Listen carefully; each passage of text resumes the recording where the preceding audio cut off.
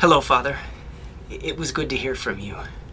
To answer your question, yes, it is quite cramped in here, but I am adjusting to it.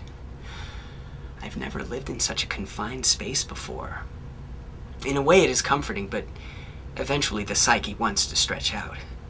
The designers of the Heracles chose to give us one common area larger than our cabins so that we would have room to breathe.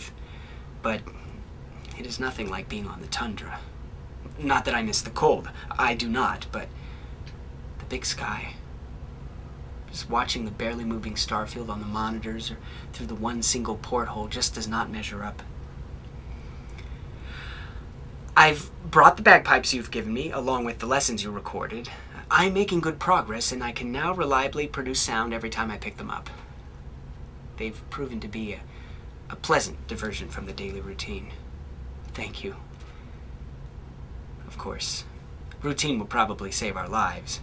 We have weekly emergency drills and emergency procedure meetings so as to make our responses more automatic, but they have already grown tiresome.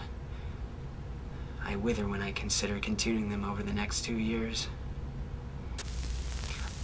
I understand the difficulty you've had in fulfilling my recent request. I imagine Guy is not in the habit of giving out copies of their work orders, but I would appreciate it if you do keep trying, even without the materials requisitions. We are learning more and more about this boat as we explore its crevices. It appears that much of the structure was salvaged from previous projects, probably as a time and money-saving gambit. But it does worry me, though. It is my belief that eventually this vessel will require much more maintenance than it does now, but I guess that could be said of any other vessel ever constructed.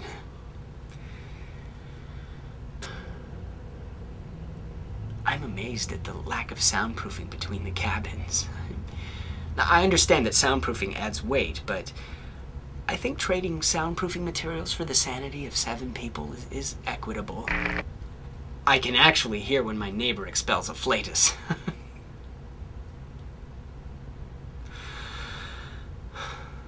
Oh, Father, I wish you could come along with us so that you could teach me the bagpipes in person. I miss you. I miss your laugh. Good night.